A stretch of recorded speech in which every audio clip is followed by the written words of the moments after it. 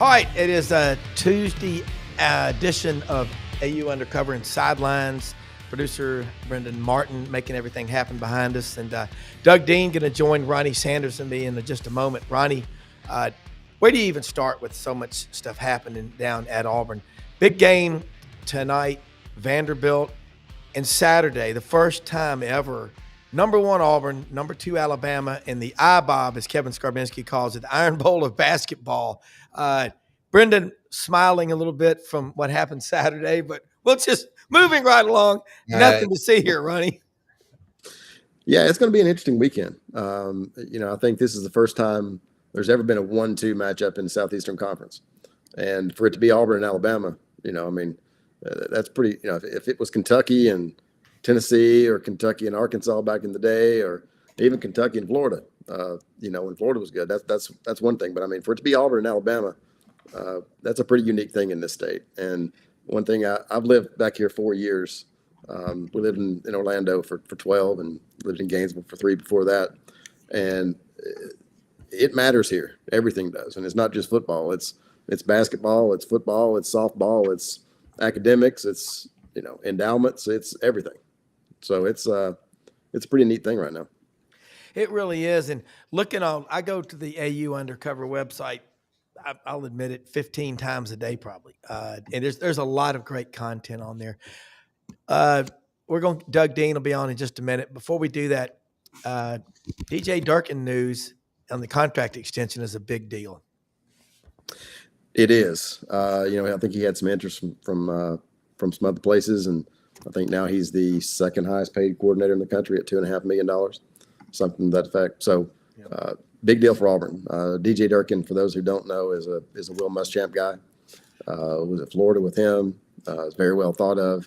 He's also the former head coach at Maryland. That didn't end well, but in this day and time, it's not uncommon to see a guy get another shot. But DJ's done a terrific job at Auburn. He's very well liked by the administration, on the coaching staff, by the players.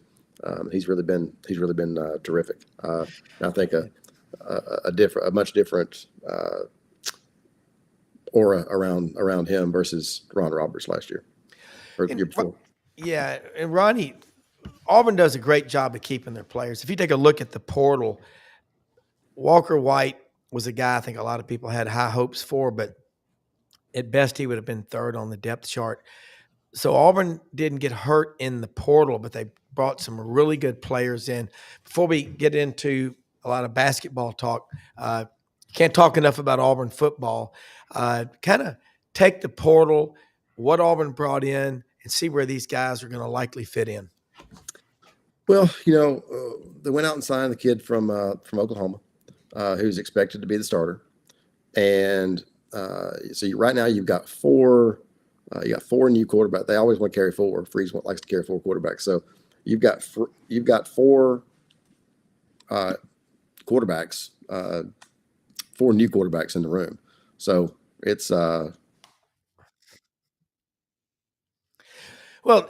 and Ronnie, you look at the quarterback position in the SEC right now.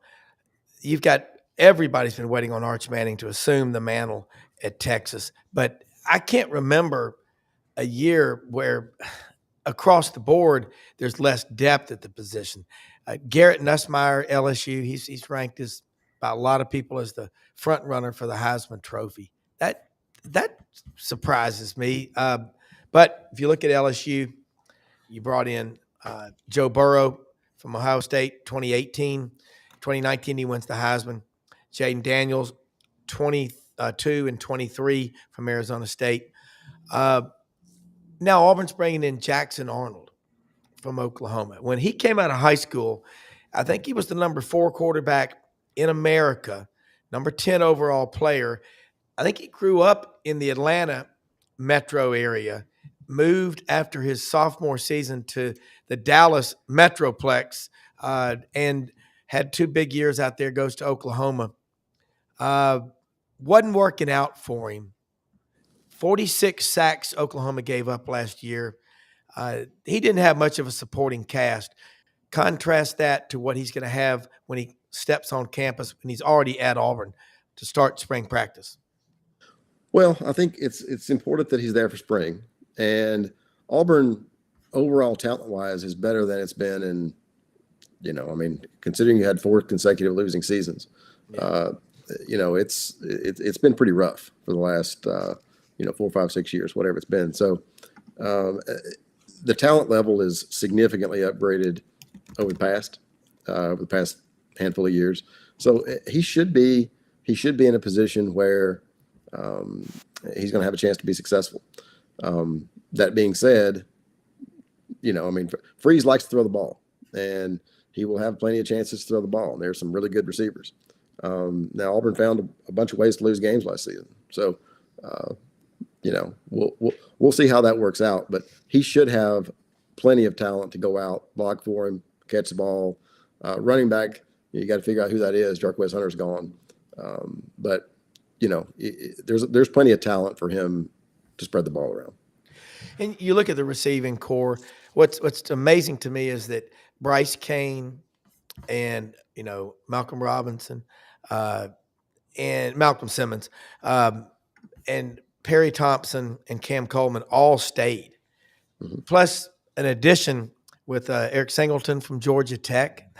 That is a major addition to the receiver room.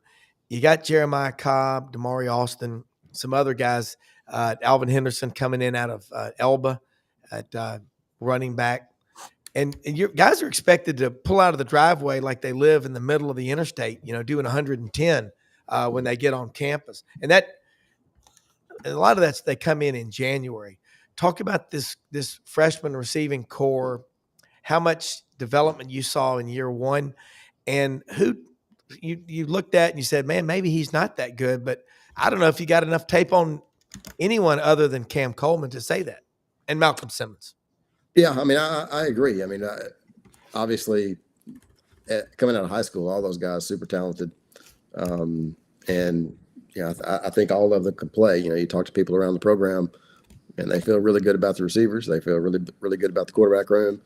They think that they got a chance to have a pretty good year. Now, Freeze also has said, "Hey, look, don't judge us by what happens in the first 2 years.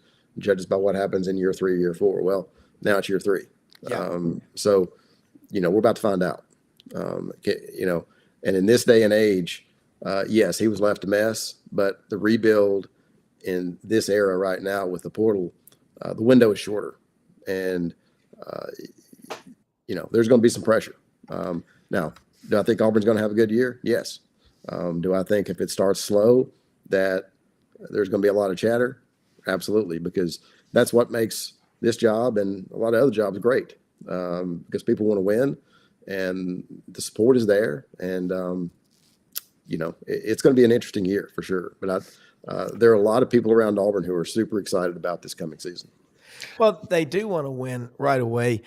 And, Jason Caldwell said on our morning show, SEC Sideline Sports, that was the worst roster. And I agreed with him. He'd seen in his lifetime at Auburn. Yeah. But you go back in a similar situation when Pat Dye came in, he had some talent. I mean, there were some really good players. 37 guys left that first spring. I think about when you look at that freshman class in 1980 of Lionel James and Greg Carr and Quincy Williams and some guys like that 4 years later were SEC champions. And they were ranked 9th or 10th out of 10 at the time, SEC schools. Player development's big. Mhm. You know it from being a coach. It takes a couple of years. It's hard to get guys to stick around that. Contrast the Auburn offensive line of 3 years ago with what Auburn's product is on the field, or at least going into winter workouts, the mat drills, which the players love. They always talk about how much they love mat drills. Yeah. Just I love taking penicillin shots too. Yeah. I mean, I always loved winter workouts. It was great to get in there at, 5 o'clock in the morning, especially when you got home from the supper club at 4:30. That's right. That's right. But Have the bus drop me off at the complex. yeah, I did that many a days. But the talent level doesn't compare. And I think that this coaching staff, unlike the last one. I mean, you don't have the head coach going around telling people that we're going to outcoach people in this league the way that Mr. Potato Head did. Yeah. So, it's Yeah. it's Never a seen anything completely like it. different it's Yeah. a completely different atmosphere. And look, I don't know if Freeze is going to be successful at Auburn. I think he will be, but this is his shot, and they've got a lot of really really good players, and he's done a terrific job putting it together. He's got a good staff, and they've recruited really well, and they've spread around the NIL money. They've done a really good job. So now it's got to show up on the field. Yeah. Well, the thing about Auburn, the last couple of years, they've lost so many close games. And if you look specifically and say, what position was it? Probably quarterback. And I don't think that Peyton Thorne's the worst quarterback ever. I question some of the schemes Auburn's been running. I think there's, you know, that's up for debate, but I don't think they could have done better. But it almost looked like last year Freeze and the coaches at Auburn were trying to appease that group of those four receivers and some other positions. So the running game wasn't developed early on. And but and that could be true. That's just a theory I have. But more than anything, it's the offensive line. It's so damn hard to develop those guys. But let's bring Doug Dean in from Birmingham on here with us, Rondy. Kind of, Ronnie, we'll get into this mix, and I'm sure you've been in that Birmingham traffic today, Doug. Oh, it's glorious. We got rain coming down, and that means automatically everybody's got to go 5 miles an hour. Right? Yeah, so, well, there's nothing like the downhill slope there at Grandview Medical Center. I mean, it doesn't, Ronnie. It doesn't matter if it's 12 o'clock, middle of the day. It's always packed. But Ronnie, it's good to see you. I've been an admirer of your work for a long time, brother. Well, thank you. It's good to be with you. Hey, man, we are talking, Doug. I know it's a tough one, but can I get you to jump in here with us and talk some Auburn football? We're really talking about the offensive line and everything as they head into spring. And I know you had something you wanted to throw in here to Ronnie and everybody watching about DJ Durkin too, because that's a big story. Yeah, I don't know if y'all already covered it, but of course it was you could say, at least in Auburn circles, maybe in a weird way, Ohio State circles, a lead story. Let's not bury the lead, right? And I think it's not surprising to any of us that have watched Durkin's work, not just at Auburn, but I think he's one of the hot 2 or 3 defensive coordinators, not just in the SEC, but the country. So, yeah. Whatever Auburn is and On to Victory is spending on NIL, which you've got to be competitive. I'm glad there was a cash outlay that John Cohen approved without having to think about it, I'm sure, to keep this defensive brain trust going. Of course, they lost Charles Kelly, which hurts, especially recruiting, but not just recruiting. He's a coach. He's a coach that I had some disciples, selling me many years ago on bringing Charles Kelly back in as DC, and maybe even a long shot head coach candidate back when. I don't think when we hired Harsin, but yeah, Durkin will be Ronnie, the second highest paid defensive coordinator in the country now. Yeah, I believe so. And the philosophy around Auburn, I think rightly so, after all the buyouts that have happened over the last several years. Pay guys whatever you want to. Just don't make them unfireable. And I think that's been vis-a-vis buyouts. You mean? Yeah. Yeah. So from a head coach standpoint in particular, but pay those guys what you want to pay. I mean, look, that's the going rate nowadays. So he's the second highest paid coordinator in the country. Got Penn State got 3.1. Yeah. So it's and I'm not sure what Clemson was paying, but it wasn't far off as well. So that's the going rate these days. I mean, even the GMs are making. I mean, the GM at USC is making $1 million. I think the GM at Alabama is making $850, and so everybody's salaries just keep going up. So that's the price of doing business these days. Yeah, and I'm an Auburn guy. There's always a danger of reaching to make a point, so I'll plead guilty before I even say it. But I think it's in an interesting way. It's a feather in Auburn, the Auburn brand, and Hugh Freeze's coaching ability to keep talented assistants and coordinators interested in staying on board. You can't blame Charles Kelly for getting a head coaching opportunity. No. albeit at Jack State. But he can parlay that into something bigger if he's able to win. But now, to say that you the defending national champion with a war chest of NIL like Ohio State's always going to have, that you fended them off to keep Durkin, can only help you in the brand, and maybe even in some instances help you in recruiting defensive talent. I don't think there's any question. And look, I think when you look back at Auburn's history in particular, I've got a story coming out, I think it's tomorrow, and it talks about Auburn's unrecognized. A lot of people want to say unclaimed. I was talking to Randy Campbell not too long ago, and he says, look, those championships have already been won. He said, we're not claiming them. He said, we're just recognizing them. And I think that's a pretty good point. But if you look at Auburn, Auburn had a great history, great tradition, all those things. But since Dye came on board, before Dye, Auburn had one conference championship, one national championship. Since Dye, there have been Dye had 4. Terry really should have had one in '97. Yeah. Tuberville had one in 2004. Chiswick had one. Gus had one. So you've got everybody who's been at Auburn outside of Harsin has won and won big.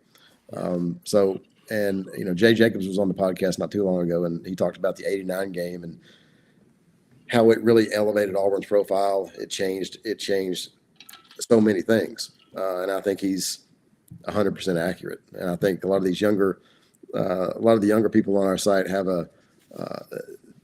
it's tough for them to wrap their head around what it was like pre-1989, going into Legion Field and playing a quote unquote neutral site game, and it was anything but neutral. That '89 game, I'm probably getting my chronology out of order here. So Rob that has a steel trap for a brain, he can fact check me.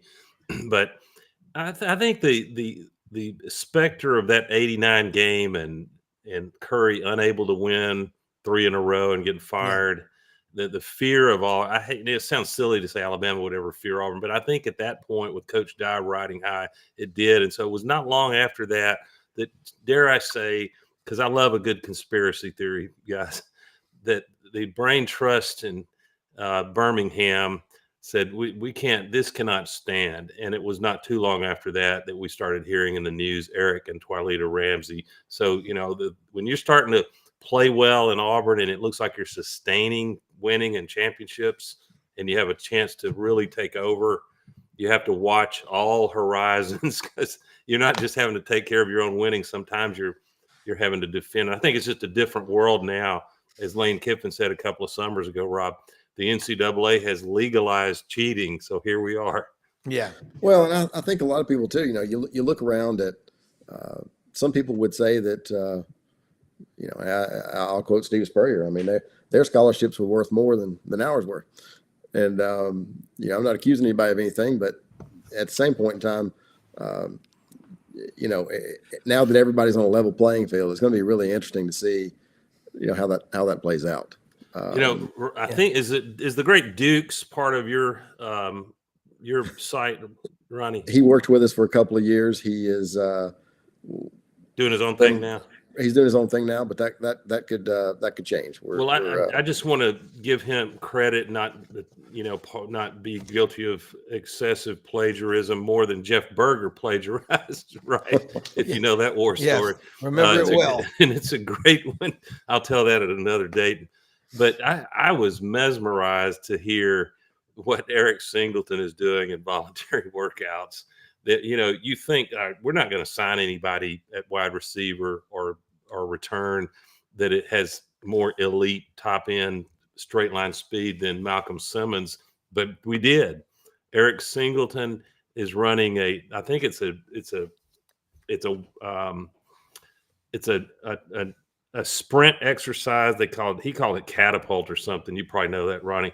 But Singleton ran that 23 miles per hour. Now, as an avid bear hunter, I came to understand that if you have a bear of any grizzly or black bear charging you, it's probably about 30 miles an hour. Correct. And you better be getting a drop in a hurry, because you might get one shot. So for perspective, Singleton is he's not winning a race with a bear, and I know they look like big lumbering animals. They've got speed, brother. But that equates to it's not internet or message board hyperbole to try to extrapolate that into a legit 4.240. Is that insane? And this wide receiver group is, if it's who we think we've got, and Jackson Arnold most likely can deliver the ball on, we're going to be a problem for defenses, I believe. Yeah, I agree with you 100%. And, we were talking before you came on. Look, there's going to be pressure, just like there is at any. Now you've got, it used to be the Big Six, and still is. There have been six teams six schools that have won every championship in the conference since the '60s. Auburn, Alabama, LSU, Florida, Georgia, Tennessee.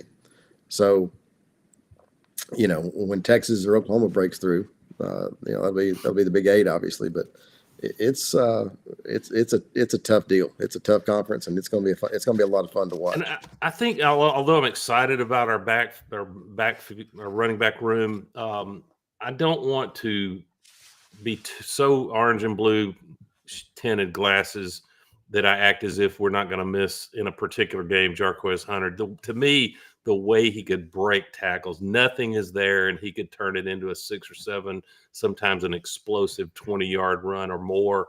And we may see that from Austin. I think he's got the tools, but it's going to be by committee. And I think it's very timely, in my opinion, that on paper, and we hope that it translates to the field, that the improvements in the quarterback room and at wide receiver, especially Cam Coleman having a year under him, and Simmons, all those guys, that the passing game improving probably comes at an urgent time, since we might not have the durable break tackles, yards after contact back that we had in Jarquez. Yeah, I think you're right. And I think at the end of the day, I was talking to a prominent SEC coach a couple of days ago, and he says, look, at the end of the day, Freeze wants to throw the ball. Yeah. He wants to throw the ball. And, he said, if I had Jarquez Hunter, he said he'd gotten the ball a lot more last year than he did. He said, but, he said his quote was, he can't help himself. He just wants to throw the ball. And so we're about to find out. He's got a quarterback and he's got some receivers. So, and Ronnie, I get the impression I've got a few more years on you, but not 20 years on you, perhaps. But I think, tell me if you agree, and you too, Rob, that there's still in the DNA of Auburn fans that aren't under, say, 35, that this queasiness about throwing it 35 or 40 times a game. It's the old Gene Stallings or Coach Dye. 3 things can happen and 2 of them are bad. It's a negative, high anxiety point of view about throwing the ball, but we might have to, as a fan base, break out of that. And the best way to break out of it is for right out of the gate when Auburn travels to Baylor, which, you got to hope it's a win, but it's a road win, and that's not a directional school. They've got players. So, but if we can come out of that game and really look competent in the passing attack, we pass to set up the run, that could be exciting. Rob? Well, you think about what people hate in you is usually missing in them, and they want that. A lot of things, 2 out of 3 things when you throw it are not going to be good. But looking at last year, and I was getting into this, I think right when you joined us, I almost felt like Hugh Freeze and the Auburn coaches were trying to placate, Perry Thompson, Malcolm Simmons, Bryce Kane, Cam Coleman, those receivers, and they didn't develop the running game. They didn't push the running game. And when Jarquez had that big breakout game against Kentucky, people went crazy. But all week long, they kept talking about the Kentucky game. And my rule of thumb is if by Wednesday or Thursday, you're still talking about the previous Saturday's game, guys, you're in trouble on Saturday. The team can beat you twice, right? Yeah. And that's why I'm worried about the Vanderbilt game tonight. Yeah, me too. You can't have I don't think this team, as old as they are, will have a hangover, not pivoting out of football and into basketball. But when coaches really earn their money is whether it's through rough practices, or loving on you one way or the other. They get you past a loss. You have a short memory like a golfer has to have after a triple birdie. I mean, a triple bogey. Yeah, I Well, agree. you know, Doug, you said something earlier about Alabama fearing Auburn and the situation there. You know, it's going to be interesting this year. Yeah, even when Auburn's terrible, the games in Auburn against Alabama tend to be. They have anxiety about that.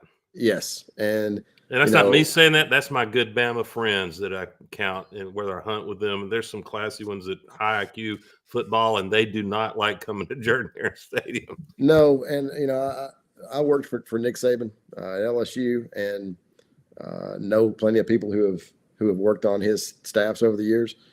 He hated it. Hated going down there, and even on game day last year, he said, "Did he hate it even at LSU, Ronnie?" Not in the same way. Different, yeah. And I was only there. there. There's a fervor when the Iron Bowl is the game at our house. So I could see LSU not. I mean, Jordan-Hare was hard for LSU to play at, but not anything like the Iron Bowl. Yeah, and I was only there at LSU for 1 year. And LSU. We when I was we lost. Auburn beat us.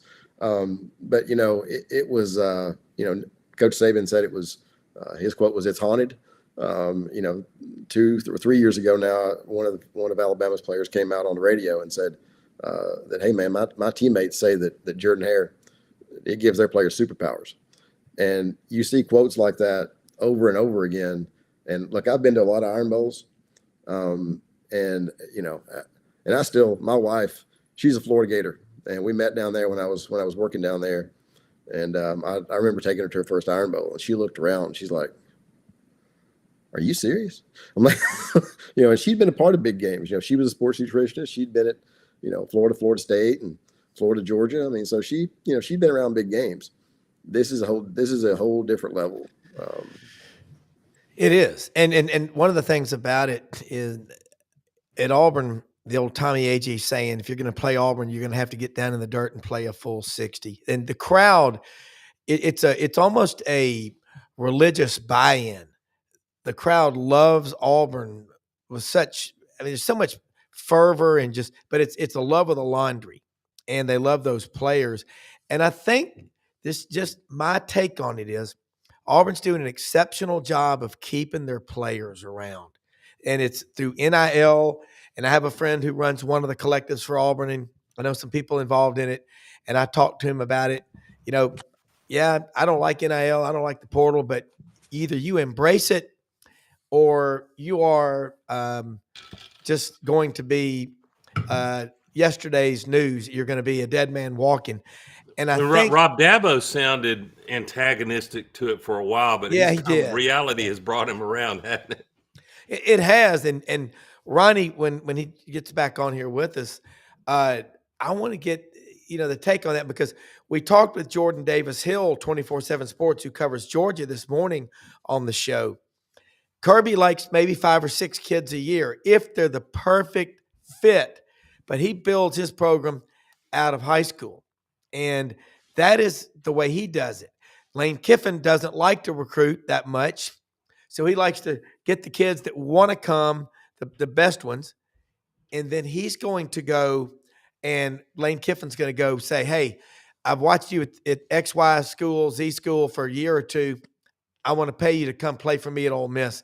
And then you got Dabo, who's brought in a couple of portal guys this year.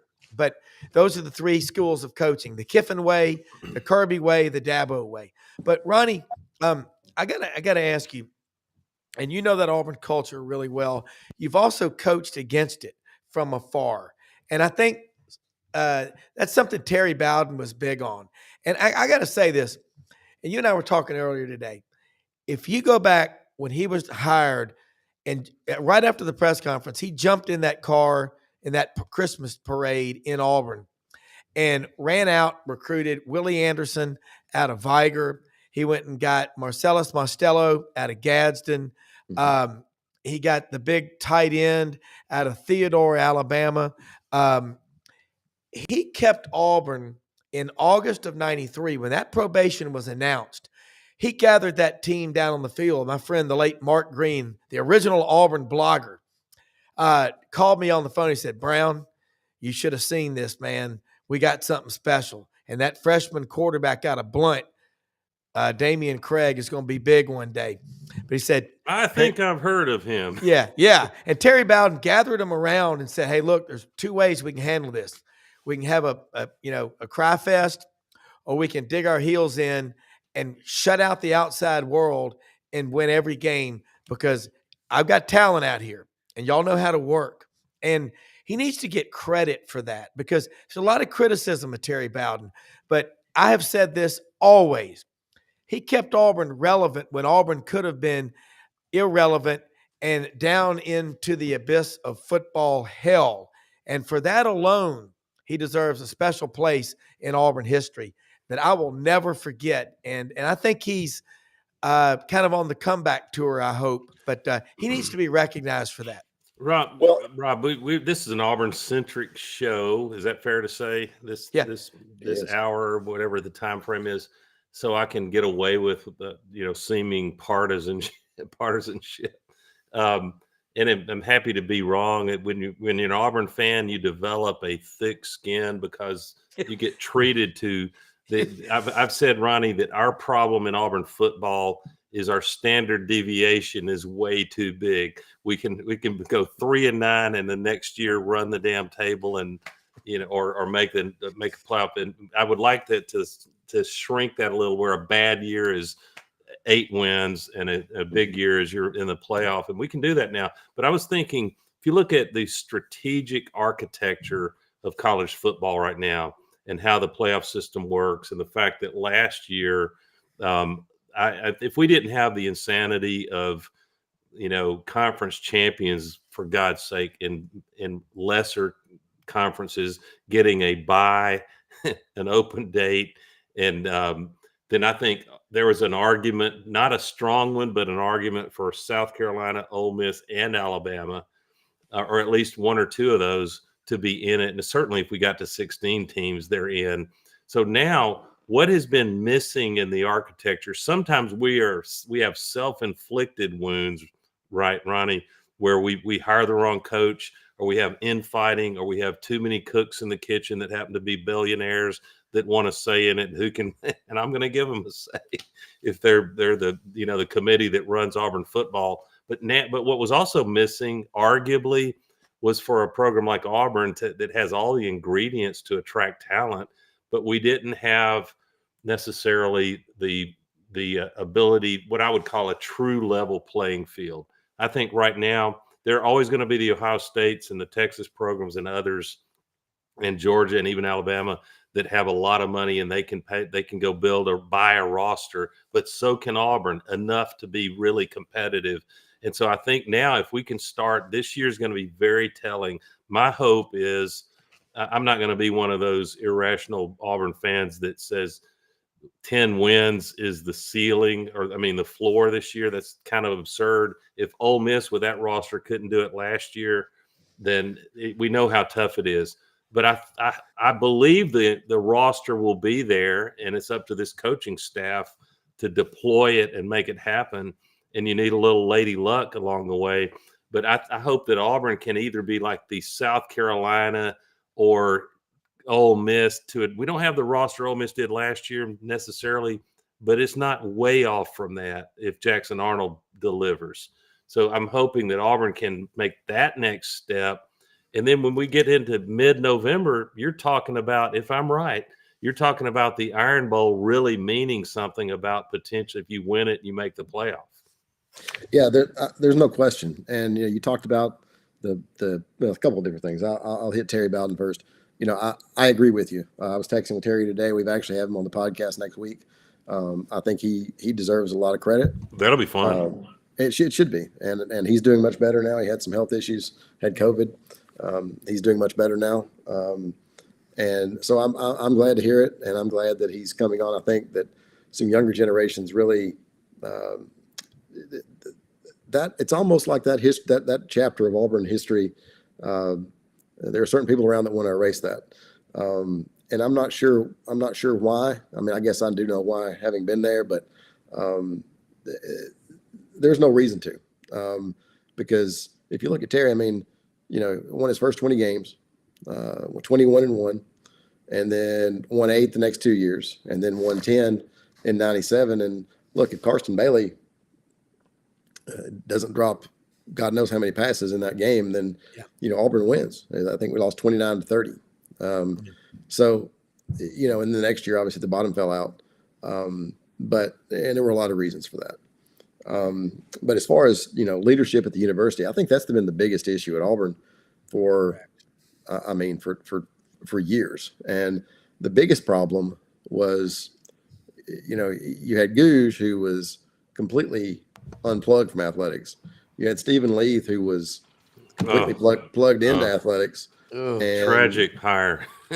Yeah, and look, he had ethical issues at Iowa State, and so you bring him in there, and then he hires Alan Green, who, really, what can you say? Nice guy, in over his head. Yeah, and then, then you bring back Gouge after Leith gets fired, who is on record as saying, "I don't fire coaches, I fire athletic directors." Well, he was a laissez-faire president, right? Yeah, he was. And so now you've got a president who understands football and understands how important it is at Auburn. You've got an AD who understands that as well, and you've got a football coach who has SEC experience. So, and then you've got Bruce Pearl in basketball. So everything is lined up for Auburn to do well. The systems and processes are in place, aren't they? They're in place. And one thing about Auburn that's a little bit different than some of these other places is all these other schools, if you look around the conference, they're all V-State school. Auburn's really the only one that has kind of broken through, which is pretty interesting. It's so cool. Did I interrupt you, Ronnie? I'm sorry. No, you're good. No. I was. Let me throw something in along that line.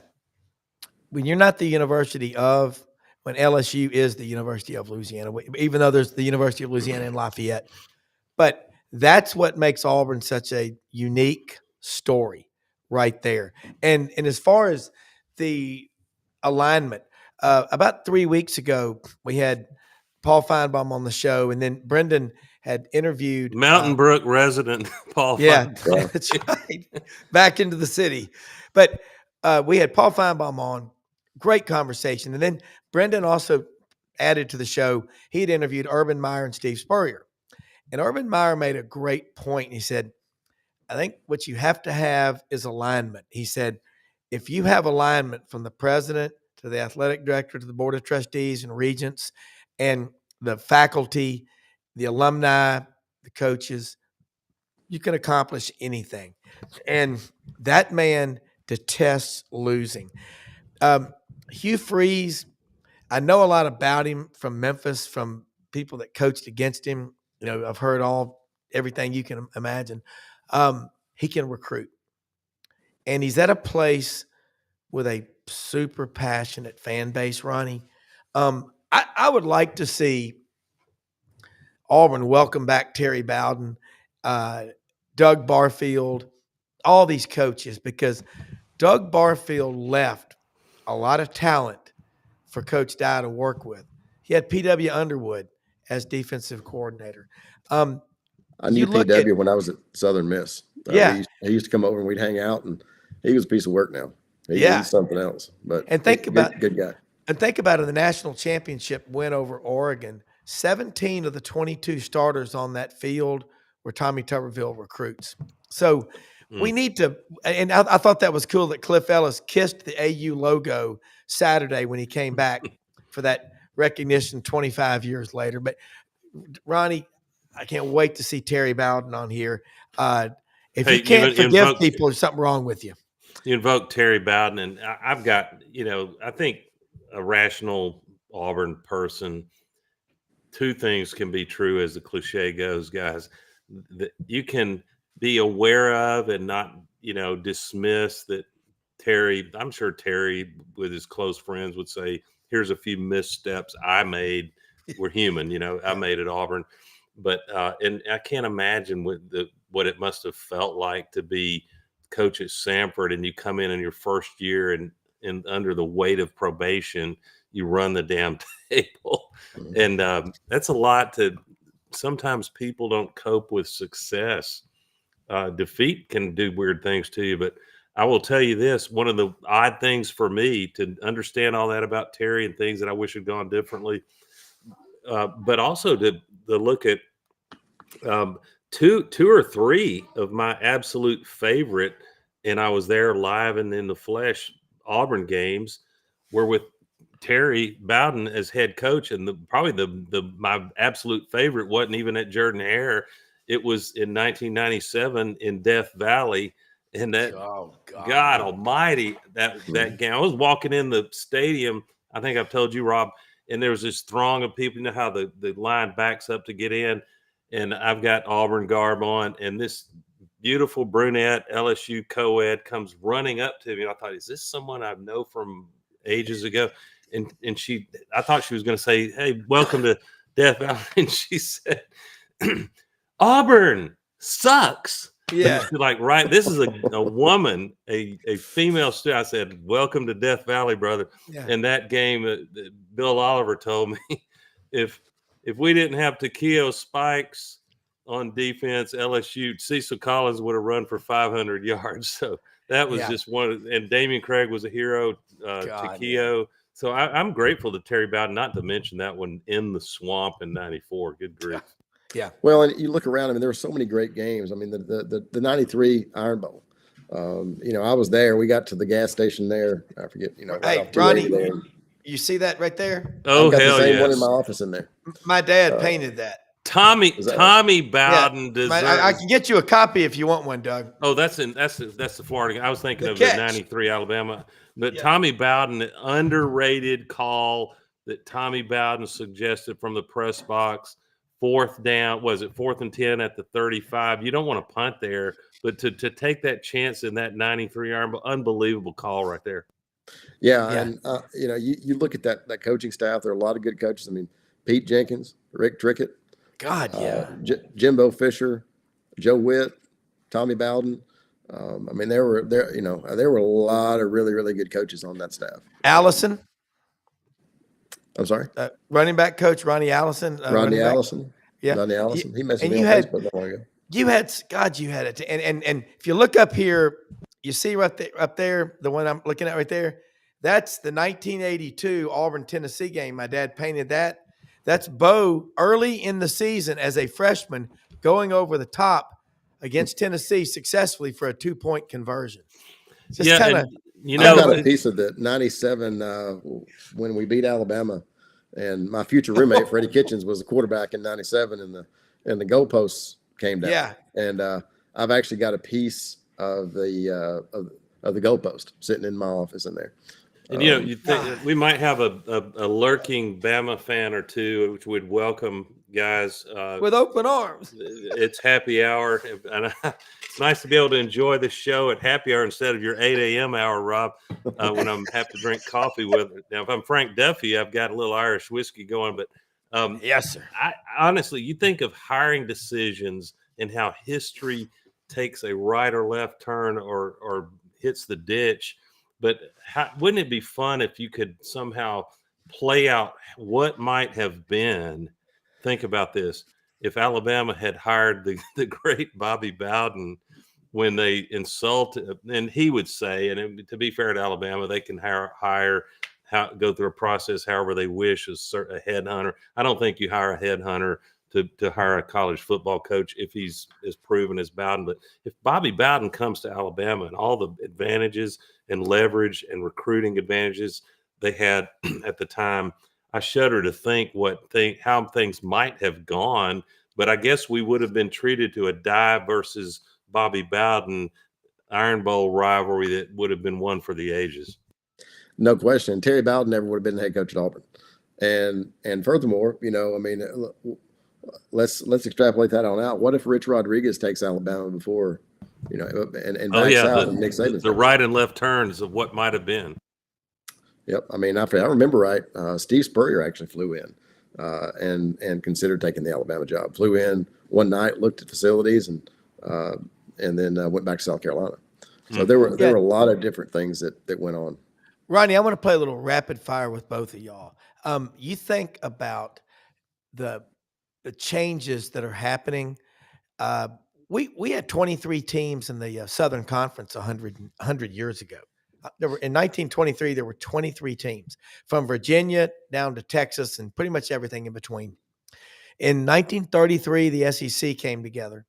Sewanee, Georgia Tech, and Tulane are no longer members, although all three are welcome to come back anytime they want to and become members of the SEC. Couldn't you see Sewanee doing that? I think that would be kind of cool. But one thing, Tony Barnhart, we have him on the show a lot. He's right. At the end of the day, with all the distractions, the Portland NIL, Ronnie, don't we just love the games, and we want these players, in this case at Auburn, and I'm so blessed to be with Brendan every day talking to all these SEC schools, coaches, players, writers, but we just love the games, and we want them to love it like we do. I think we're going through a rough patch now, but Ronnie, I think we're going to get back to that because there's only so many times you can shake the old Bucky's cup to your donors to get money. Boy, wouldn't they be a great sponsor? Anyway, I digress, Ronnie. Yeah, there's no question. And, you look around, I thought last year was going to be the first time, and, Florida ended up having to pulling it out. But, I mean, if I went all season long saying that, this is going to be can you imagine Florida and Auburn having 4 consecutive losing seasons at the same time? Ugh. And, like I say, Florida kind of pulled it together at the end. But yeah, it's those kinds of places, I'll tell you, Ron Zook told me, he coached at Florida. He said, the loudest place I ever coached was Auburn. He said that 93 game, and that's 94 game, I guess, 93 game, when Calvin Jackson intercepted that pass and took 5. And took it back. I was there, and there was no TV. 90s, Auburn was on probation. No TV, Ronnie. But I never, there's certain. I know both you guys. There's certain games. That game is so meaningful to me because my late father. We sat in the south end zone, and would you believe I would buy season tickets, I don't know, 10, 15 years later after my father died, and my seats were almost within 1 or 2 rows from where my dad and I sat. We had just bought on the open market. Wow. But we were sitting in that end zone, and as the fourth quarter started, were you at that game, guys? Oh, I was there. 93. And there was this light drizzle. It wasn't a driving rain. You remember that? Yep. And the fourth, and I started, oh God, we're going to have to kick a field goal, and the ball's going to be wet. You start having doom and gloom thoughts. And that team, goodness gracious, Ace Atkins and guys that you've never heard of coming off the edge and making sacks. And you beat a Steve Spurrier team, and you're coming off of you're in a year where no one's ever heard of Terry Bowden except for his last name, and you pull off a shocker like that. And then the encore is to go back and when Spurrier's got every revenge motivation known to man, and you go do it again, that you got to tip your hat to Terry Bowden those 2 years. Yeah, and Ronnie, he did a terrific job, managing the team, and talking about that '93 season. I was down on the goal line. I was sitting on the goal line down there where Frank Sanders caught the pass, and dove in, and then for the Calvin Jackson pass, I was actually in the Florida section. My uncle was a Florida grad, and so we went with them, and I was on the goal line down there on the other side when Calvin Jackson took it back. Trivia question: What play in recent big rivalry memory would remind you of the Calvin Jackson interception for pick 6? Smoke Monday in the Iron Bowl. No, not smoke. It was Hacksaw. Oh, it's like Zacoby McClain. Zacoby McClain out of Valdosta, Georgia.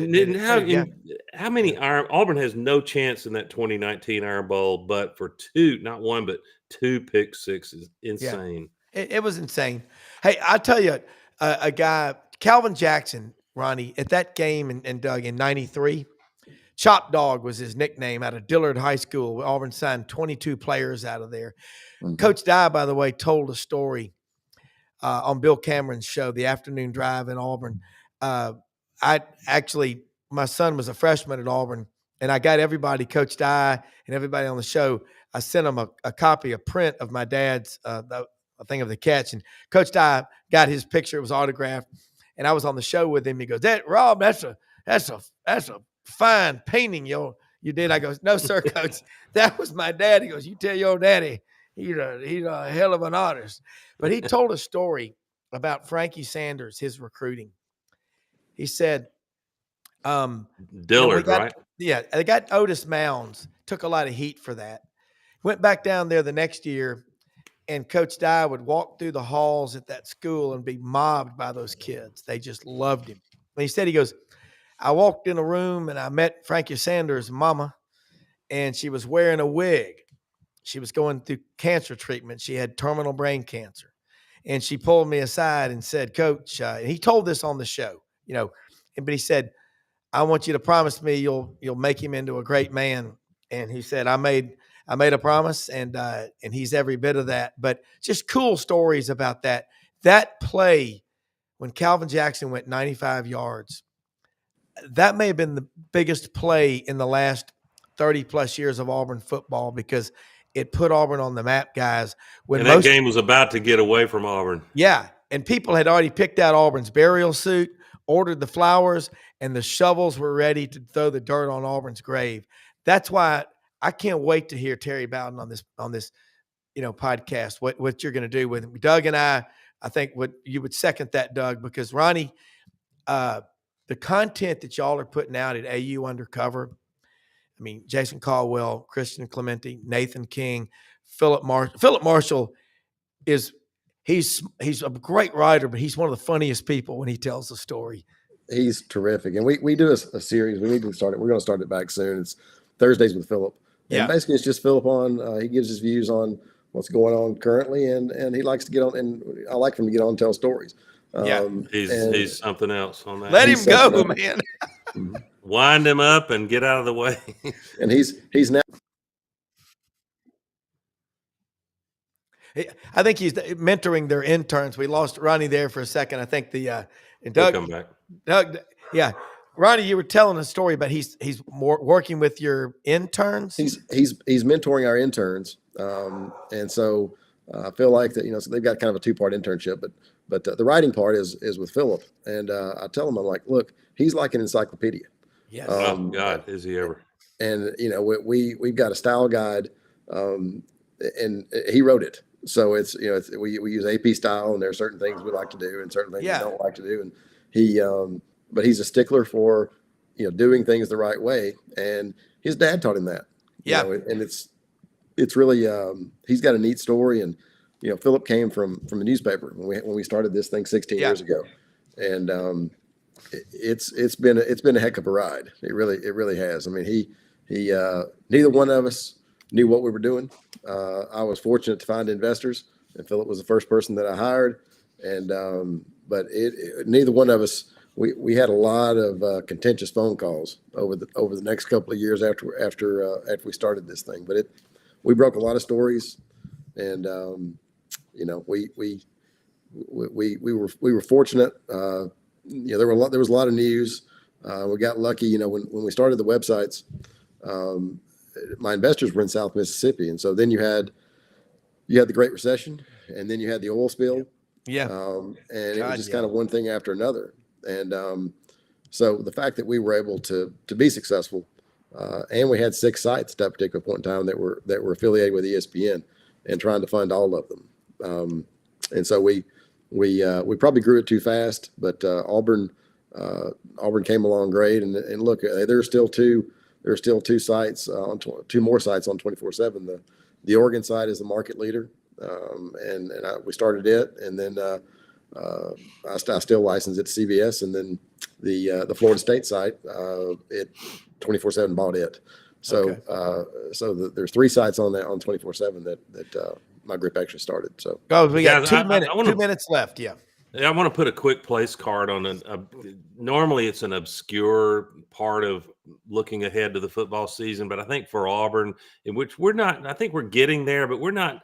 I don't think there are 8 or 9 games on the schedule that Auburn's likely to dominate when going away. So what do you read into that? Well, kicking game, special teams really matters, and I will be watching as we're in spring and heading into summer. Alex McPherson, bless him, he's had surgery, as you guys know, that was successful. and he's putting weight back on.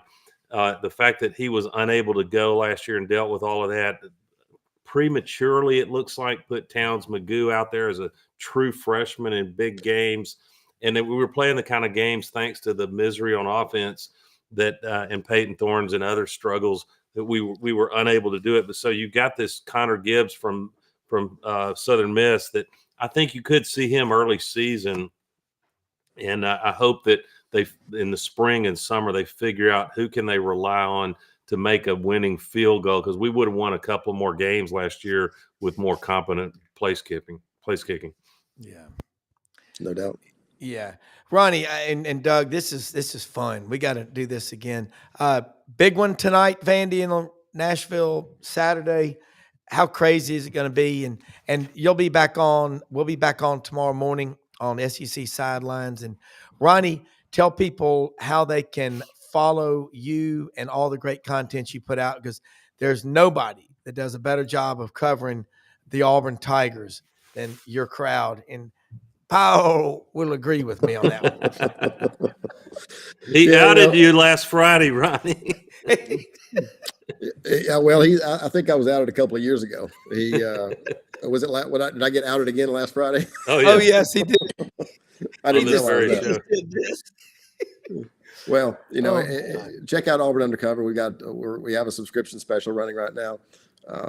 So a lot of good things. Already a member, proud member. Me too. Good deal. Guys, I greatly enjoyed it. Thanks for having me. And if you need a filler like me in future shows, you know how to find me, Rob. Hey, that was fun, man. I love the new studio down there. It looks next great. time I'll have my man cave. I'll put the big black bear rug in the background. Point of trivia, bear can run up to 35 miles an hour. Hey, see y'all in the morning. We'll be on the Buddy Martin Show tonight on this channel at 9 p.m. Eastern. So thanks for watching, everybody. Let's go Auburn and Vanderbilt tonight. Absolutely.